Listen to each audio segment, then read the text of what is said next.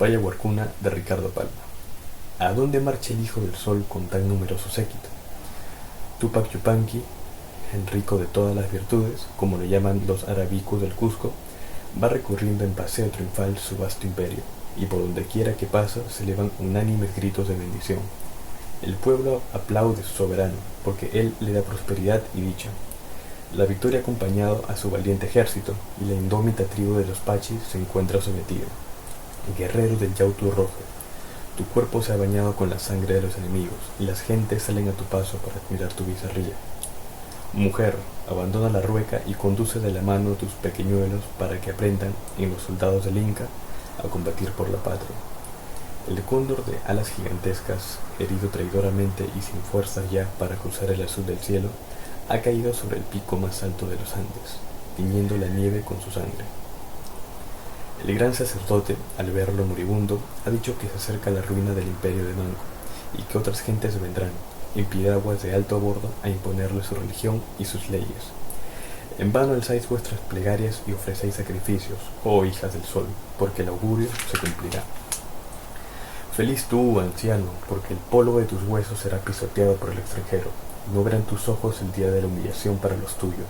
Pero entre tanto, oh hija de Mama Ocllo, trae a tus hijos para que no olviden el arrojo de sus padres, cuando en la vida de la patria suene la hora de la conquista. Bellos son tus himnos, niña de los labios de rosa, pero en tu acento hay la amargura de la cautiva. ¿Acaso en tus valles nativos dejaste el ídolo de tu corazón, y hoy, al preceder, cantando con tus hermanas, las andas de oro que llevan sobre sus hombros los nobles puracas, tienes que ahogar las lágrimas y entonar alabanzas al conquistador? No, tortolilla de los bosques, el amado de tu alma está cerca de ti, y es también uno de los prisioneros del Inca.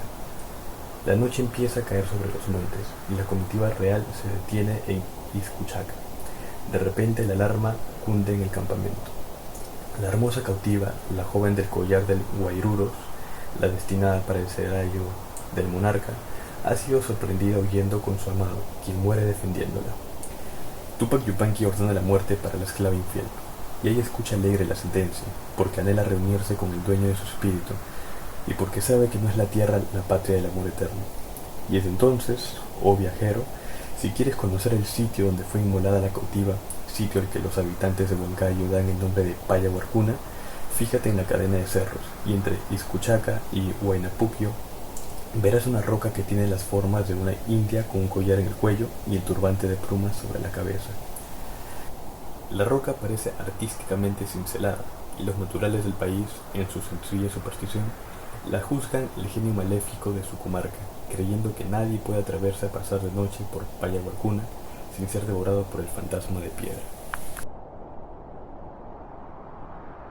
La Virgen de Cera, narración irlandesa de Abraham Eldermar para el Dr. Castro Rojas. El rey, siempre cuentos reales. Los reyes son los espléndidos y los generosos. En sus cabezas triunfa el oro cincelado y en sus tronos ríen piedras de África. Ellos hacen magníficas nuestras narraciones. Tienen joyas, mujeres y esclavos, favoritas del Cairo y lechos de mármol rosa. Ellos compran los cantos a los trovadores sentimentales y las graves máximas a los filósofos, la honorabilidad a los gentiles hombres, la discreción a las damas y la fina condescendencia a los caballeros. Hablemos de los reyes. Ellos hacen espléndidas nuestras narraciones y llenan de pompa nuestros pensamientos, el oro y los reyes. Para llegar a su atalaya había que cruzar pampas donde el viento zumbaba siempre, un viento helado que desplegaba los vestidos y agrietaba los labios. En 12 jornadas se llegaba al castillo de Mindor. El rey tenía vasallos que traían a los viajeros extraviados, quienes por la generosidad de Mindor dormían en el castillo, después de ser invitados a cenas extraordinarias en las que los viajeros volvíanse locos de placer, que unos creen y atribuyen a bebidas excitantes. En ese estado de felicidad suprema, los viajeros eran trasladados al jardín del castillo, donde había el pozo circular con broqueles de ónice. El pozo tenía una escalinata de mármol como la entrada a un palacio subterráneo, que, al girar, arrojaba en sus profundidades al que pisaba la escalinata célebre. Allí se hacía llevar a los viajeros, ebrios de una felicidad suprema, quienes al caer en el pozo iban a mezclarse con los cadáveres de los desgraciados que les habían precedido en las sendas del castillo. Muchos hombres vivían aún, locos, entre ese pozo que era una boca del infierno. Una vez cada 20 jornadas, al ponerse el sol, se abrían las puertas enormes de ese pozo profundísimo y siniestro. El rey, acodado en el brocal con su copa de oro, miraba presa de un placer febril cuando las compuertas se abrían y se precipitaban las aguas, pujantes y enormes, y arremolinaban los escorzos humanos. Pronto el elemento salvaje llenaba todo el pozo y entonces se cerraban las compuertas y se dejaba salir el agua nuevamente. Pero Indra era la hija del rey. Una tarde los vasallos caballeros dibujaron sus siluetas en las pampas frías y oscuras de la comarca. Poco a poco se fueron precisando las formas y ya a los pies del castillo se vio llegar un nuevo peregrino, un joven rubio, de color encendido, con la tez seca y los labios rajados. Indra sintió por él un sentimiento que no percibiera jamás por un viajero alguno de los que venían de palacio para morir en el pozo. Solo los veía durante los banquetes y las cenas que Mindor obsequiaba a sus víctimas. Esta vez, Indra estaba enamorada. ¿Asistió al banquete? Sí. Con sus ojos de tristeza, al mirar los agasajos, sufrió horriblemente. Al terminar la cena, cuando Nildo, así se llamaba el mancebo, fue feliz con los vinos dorados y bermejos, los pajes lo llevaron en una silla al jardinillo del pozo. Indra, que había visto todo, siguió a su padre. «Todavía no, padre». Mindor no contestó. Los pajes siguieron su camino entre los setos y ya en el broquel instalaron a Nildo, que no se daba cuenta de nada, y el rey le refería: «Y os falta ver, mancebo rubio, mis palacios encantados. Vais a penetrar al reino más grande y más poderoso. Allí los jardines son eternos, los aromas suaves y enervantes, y las mujeres hermosas y pródigas. El sol de la mañana no se pone nunca, y los que han ido a mis reinos jamás han regresado. ¿Lo queréis ver?» «Sí, magnífico». «¡Padre!», gritó Indra en un arranque gutural y salvaje. «Padre, este no». Nildo, sin darse cuenta, sonreía pensando en caricias mejores. Los lacayos le hicieron entrar al pozo por una de las escalinatas de mármol que cubrían el horrible secreto. Nildo avanzó tranquilo. «¡Padre!». La escala giró. El golpe del hombre sobre el agua produjo un chasquido que sonó lúgubremente en el pozo profundísimo. El rey aplicó el oído, mientras Indra, alocada, se perdía a través de los setos del jardín.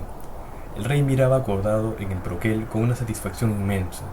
Veía, entre la oscuridad del pozo, cómo los hombres hambrientos le mordían los dedos a Nildo, y los otros, locos, reían de la fúnebre aventura, entre el lodo de aquel nido infernal. «¡Abrid las compuertas!», gritó Mindor, y las aguas enormes y salvajes se precipitaron, ahogando en sus remolinos gritos de dolor y de locura, y crispamientos horribles. El pozo se llenó. «¡Cerrad, cerrad más aprisa!». En el cuarto de las compuertas nadie respondía. El pozo principió a desbordarse loca y atropelladamente. Parecía que todo el mar se precipitaba furioso por ese vórtice gigantesco. En el fondo hubo un crujir de cadenas y desgarramientos formidables. Tembló la tierra que pisaba el monarca y todo se perdió en el avasallador impulso de las olas. Una monstruosa invasión del mar se precipitó en el palacio, inundó los jardines reales vertiginosamente y en pocos momentos aquello era el dominio del mar, que después de profanar las galerías del rey y los salones de oro, invadió la comarca y siguió muchas jornadas. Indra, loca y desesperadamente al ver caer a Nildo, cogió las llaves de las compuertas, mató al viejo guardián y abrió para siempre las fauces del salvaje elemento. Luego, cuando su padre exclamó: «¡Cerrad, vasallos, cerrad aprisa las compuertas!», Indra arrojó las enormes llaves al fondo del mar y huyó enseguida. Nadie sabe cuándo vino a vivir a la villa de aquel país, donde dicen los aldeanos que salen las noches a buscar a Nildo.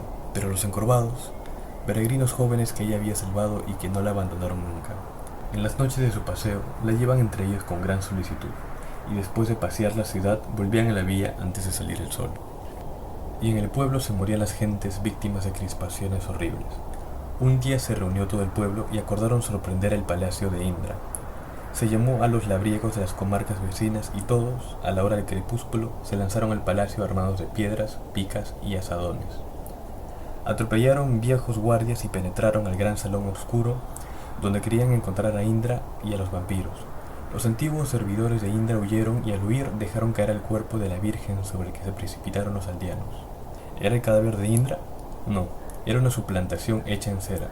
Indra había muerto seguramente y aquellos hombres, en honor a ella, hicieronla vivir en aquel bloc modelado, que, como Indra misma, sacaban de paseo todas las noches, a través de la aldea. ¿Cuándo se hizo la suplantación? Nadie lo sabe aún, mas cuando se viaja por los países del norte, fríos, secos y llenos de atalayas, los viejos refieren esta leyenda de la Virgen de Cera y el rey Mindor. Da mucha melancolía viajar por los países del norte. Tienen leyendas muy tristes y, Europa no lo sabe, en las rocas abruptas y abandonadas viven aún de esos reyes. Estás triste. No siempre son bellos los cuentos reales. Lima y julio de 1910.